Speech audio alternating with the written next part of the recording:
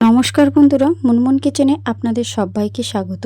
প্রতিদিনের মতো দেখুন আজকে এসেছি আবার একটা নতুন রেসিপি নিয়ে। আমি মুনমুন, আপনাদের কাছে নিত্য নতুন রেসিপি নিয়ে আমি প্রত্যেক দিন হাজির হই। যদি রেসিপি ভালো লাগে অবশ্যই বন্ধুদের মধ্যে শেয়ার করে দেবেন। আজকে আমি আপনাদের সঙ্গে শেয়ার করব আলু বন্ডা রেসিপি। তো এই আলু বন্ডা রেসিপিটা একদম ইউনিক স্টাইলের একটি রেসিপি।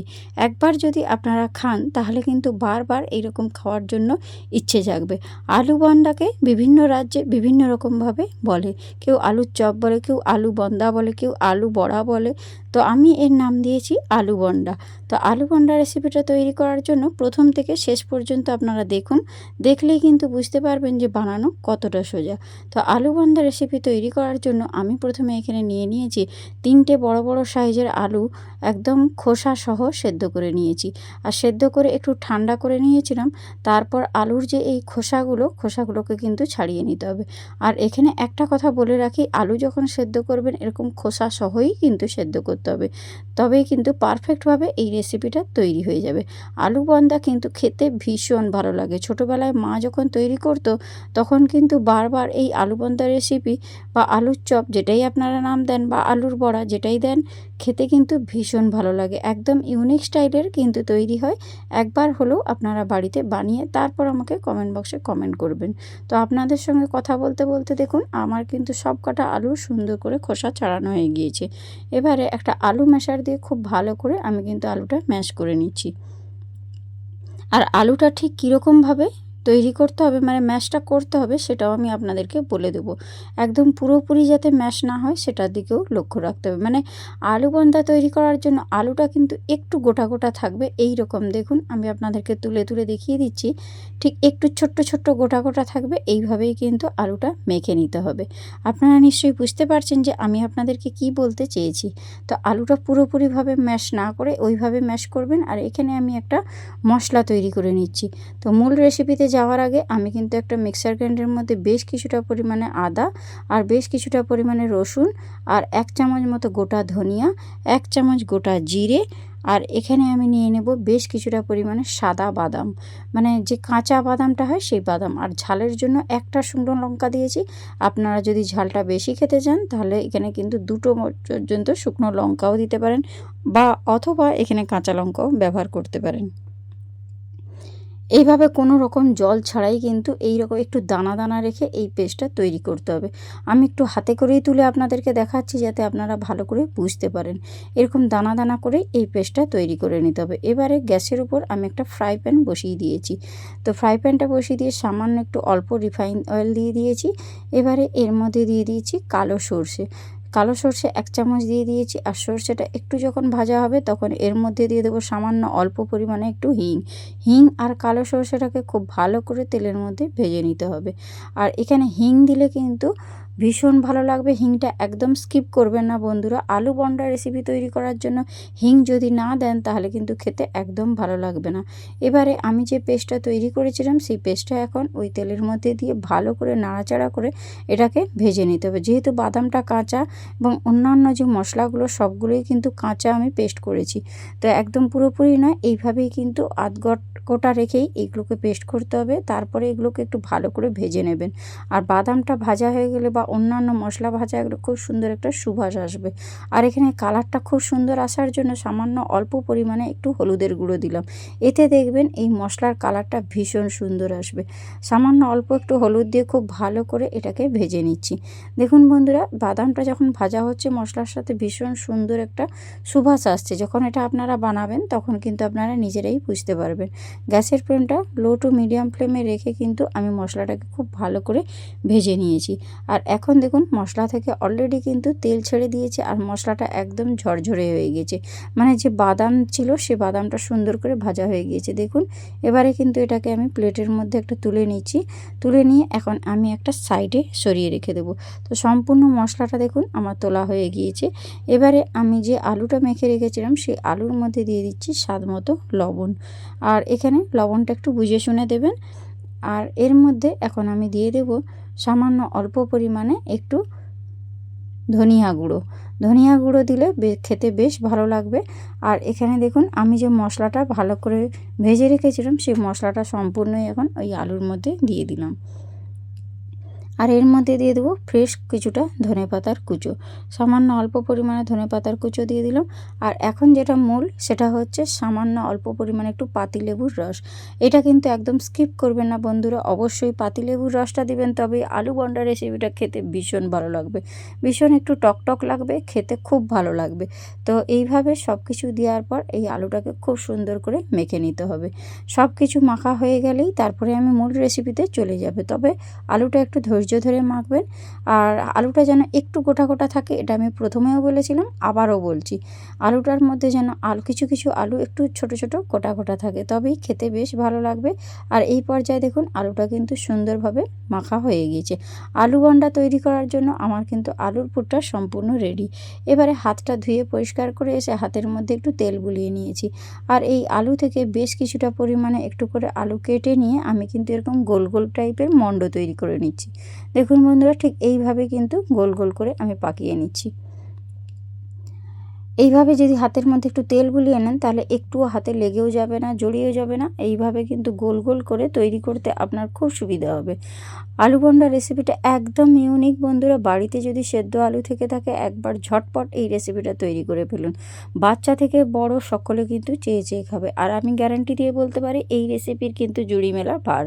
এইভাবে কিন্তু দেখুন আমি সব কটাই তৈরি করে নিয়েছি। এখানে মোট 12টা মতো আলুর কিন্তু আমি মণ্ড তৈরি করে নিয়েছি। দেখুন এবারে আমি যেটা তৈরি করব ব্যাটার, তো ব্যাটারটা তৈরি করার জন্য এখানে আমি আধ বাটি মতো বেসন নিয়েছি।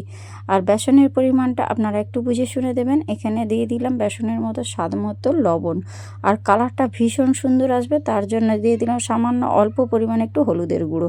শুকনো অবস্থায় সব কিছু ভালো করে একটা হ্যান্ড মিক্সি দিয়ে মিশিয়ে নিতে হবে। এবারে অল্প অল্প করে জল দিয়ে এই বেসনের ব্যাটারটা তৈরি করতে হবে। এখানে একটা টিপস আছে বন্ধুরা, যে এই যে বেসনের ব্যাটারটা এটা কিন্তু একদম পাতলা করলে চলবে না। বেসনের ব্যাটারটা কিন্তু একদম ঘনভাবেই তৈরি করতে হবে। আর একসঙ্গে বেশি জল দিতে যাবে না, তাহলে এই ব্যাটারটা পাতলা হয়ে যাবে, তখন কিন্তু আপনাদেরকে আবার বেসন মেশাতে হবে। তারপরে কিন্তু আপনারা তৈরি করতে পারবেন। তার জন্য প্রথম থেকেই যদি একটু কম কম করে জল দেন তাহলে পারফেক্টভাবে ব্যাটারটা তৈরি হবে। দেখুন আমি কিন্তু একসঙ্গে বেশি জল দিচ্ছি না, অল্প অল্প করে জল দিয়ে সুন্দর একটা ঘন ব্যাটার তৈরি করে নিচ্ছি। আলু বন্ডা তৈরি করার জন্য কিন্তু এই বেসনের ব্যাটারটা ভীষণই ধৈর্য ধরে আপনাদেরকে তৈরি করতে হবে। এটাই কিন্তু মূল রেসিপির কিন্তু মূল টিপস। এইখানে অল্প অল্প করে জল দিয়ে এই বেসনটা কিন্তু পারফেক্টভাবে তৈরি করতে হবে। দেখুন আমি হয়তো আপনাদেরকে বোঝানোর চেষ্টা করছি একটু করে তুলে, যে বেসনটা ঠিক কীরকম ঘনত্বে তৈরি করতে হবে। এই রকম পর্যায়ে বেসনটা তৈরি হওয়ার পর এর মধ্যে আমি দিয়ে দিচ্ছি বেকিং সোডা।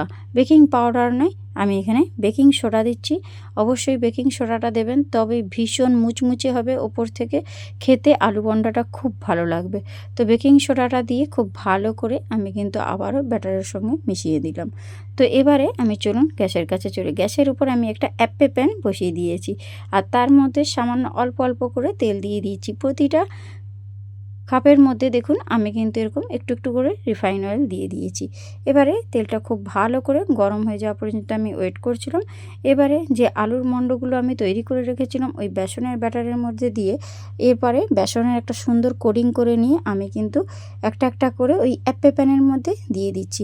এতে কিন্তু এগুলো ভাজতে ভীষণ কম তেল লাগে, একদম অল্প তেলেই একবারে মুচমুচে আলু বন্দাগুলো তৈরি হয়ে যাবে। একে একে করে আমি কিন্তু প্রত্যেকটাই এর মধ্যে দিয়ে দিচ্ছি। আর বেসনের কোটিংটা দেখুন সুন্দরভাবে কিন্তু তৈরি হচ্ছে।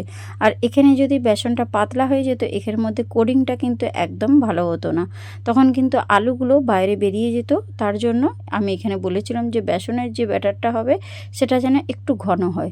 এভাবে কিন্তু একটা একটা করে আমি সবগুলোই দিয়ে দিচ্ছি অফ ক্যামেরাতে। তো এখানে দেখুন আমার সব কটা দেওয়া হয়ে গিয়েছে।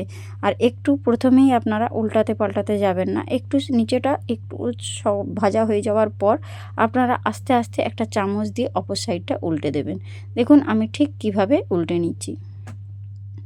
দেখুন বন্ধুরা একটা সাইড কিন্তু খুব সুন্দর ভাজা হয়ে গিয়েছে। আপনারা অ্যাপ্পে প্যান যদি না থাকে আপনারা কিন্তু নর্মাল যে কড়া থাকে কড়ার মধ্যে একটু বেশি ডুমো ডুমো করে তেল দিয়ে ভেজে নিতে হবে। তবে তাতে কি বলুন তো বন্ধুরা, এই আলু বন্ডাটা ভাজার জন্য তেলের পরিমাণটা একটু বেশি লাগবে। তবে অ্যাপ্পে প্যানে যদি ভাজেন তাহলে কিন্তু খুব কম তেলেই আলু বন্ডাগুলো তৈরি হয়ে যাবে। এইগুলো ভাজার জন্য বেশি তেলেরও প্রয়োজন হবে না। প্রথমবারেই যে আমি তেলটা দিয়েছিলাম তাতেই দেখুন উল্টে পাল্টে সবগুলো সুন্দর করে আমি ভেজে ভেজে নিচ্ছি। আর প্রত্যেকটাই দেখুন ভীষণ সুন্দর একটা কালার এসেছে। প্রত্যেকটাই উল্টে পাল্টে নিচ্ছি, আর কালারটা দেখেই বুঝতে পারছেন সুন্দরভাবে কিন্তু তলাটা ভাজা হয়ে গিয়েছে। আমি অপর সাইডটাও উল্টে দিয়েছি। আর গ্যাসের ফ্লেমটা একদম লো টু মিডিয়াম ফ্লেমে রেখেই এগুলোকে ভাজবেন, তবেই কিন্তু ভেতর থেকে ভীষণ মুচমুচেও হবে, ওপর থেকেও মুচমুচে হবে, খুব ভালো ভাজা হবে। দেখুন একবারেই যে প্রথমেই আমি তেল দিয়েছিলাম সেই তেলের মধ্যেই কিন্তু এগুলো ভাজা হয়ে যাচ্ছে। কতটা কম তেলে এই আলু বন্দাগুলো তৈরি হচ্ছে, এটা কিন্তু স্বাস্থ্যের জন্য ভীষণ উপকারী। এখানে কম তেলে তৈরি হয়ে যাবে যদি এই অ্যাপ্পে প্যান ব্যবহার করেন। আর নচেত যদি আপনারা নর্মাল কড়াই করেন তাহলে কিন্তু একটু তেলের পরিমাণটা বেশি লাগবে। তবে খেতে কিন্তু স্বাদের দিক থেকে দুটোই একই রকম, আপনারা যেভাবে খুশি বানাতে পারেন। তো এখানে দেখুন সব কটাই উল্টে পাল্টে আমি ভেজে নিচ্ছি। আমি চেষ্টা করি যাতে আপনারা সকলেই কিন্তু রেসিপিগুলো তৈরি করতে পারেন, তার জন্য আমি খুব সহজভাবেই রেসিপিগুলো তুলে ধরার আপনাদের কাছে চেষ্টা করি। যদি আমার এই রেসিপিগুলো ভালো লেগে থাকে তাহলে আমার চ্যানেলটা সাবস্ক্রাইব করে আমার পাশে থাকবেন। আপনারা নর্মালি কড়াতেও এগুলোকে তৈরি করতে পারেন। তো যেভাবেই হোক আপনারা তৈরি করবেন, তারপর আমাকে কমেন্ট বক্সে কমেন্ট করবেন যে কেমন হয়েছিল খেতে। এবারে দেখুন প্রত্যেকটাই সুন্দরভাবে ভাজা হয়ে গিয়েছে। উল্টে পাল্টে আমি সবগুলোই কিন্তু লালচে করে ভেজে নিয়েছি। আর কালারটা দেখে নিশ্চয়ই বুঝতে পারছেন ভীষণ মুচমুচে হয়ে এগুলো তৈরি হয়েছে, ভাজা হয়েছে। প্রত্যেকটাই সুন্দরভাবে রেডি হয়ে গিয়েছে। এবারে কিন্তু এগুলোকে একটা একটা করে তুলে নেওয়ার পালা। পারফেক্টভাবে ভাজা হয়ে গিয়েছে। এবারে আমি একটা একটা করে কিন্তু এই আলু বন্ডাগুলো তৈরি করে নিয়েছি। এবারে কিন্তু এগুলো তুলে নিচ্ছি। দেখতে দেখুন একদম বলের মতো হয়েছে, ছোট্ট ছোট্ট বলের মতো গোল গোল তৈরি হয়েছে। দেখতে যেমন সুন্দর হয়েছে, খেতেও কিন্তু ভীষণ সুস্বাদু হয়েছিল। একবার হলো আপনারা তৈরি করবেন, তারপর আমাকে কমেন্ট বক্সে কমেন্ট করবেন। এইভাবে দেখুন বাকি যতগুলোই ছিল সবগুলোই তুলে নিয়েছি। আর এখন একটা প্লেটের মধ্যে সাজিয়ে নিয়েছি। দেখুন দেখতে কতটা লোভনীয় হয়েছে। তো যেমন লোভনীয় হয়েছিল তেমন খেতেও ভীষণ সুস্বাদু হবে। তো ভীষণ মুচমুচে হয় বন্ধুরা, বিকেলের চায়ের আড্ডায় কিন্তু একেবারে জমে যাবে। আর ইফতারের বাজারে যদি আপনারা এরকম তৈরি করেন বা ঈদের দিনেও যদি এরকম বানান, তাহলে ঈদের দিনের সকলেই কিন্তু এইভাবেই এই রেসিপিটা আপনার কাছে জানতে চাইবে। তো আমি কিন্তু একটা কেটে আপনাদেরকে ভেতরটা দেখিয়ে দেব। তো আজকের এই ভিডিওটা কার কার ভালো লাগলো অবশ্যই আমাকে কমেন্ট বক্সে কমেন্ট করবেন। আপনাদের একটা কমেন্ট আমাকে কিন্তু ভিডিও বানাতে উৎসাহ করে। তো ভিতরটা দেখুন কেটে দেখিয়ে দিচ্ছি, একদম পুরে ভরা। তো আজকের এই আলু বন্ডা রেসিপিটা যদি আপনাদের ভালো লেগে থাকে তাহলে বন্ধুদের মধ্যে শেয়ার করে দেবেন প্রচুর প্রচুর পরিমাণে। তো আজকে আসি, টাটা, বাই বাই।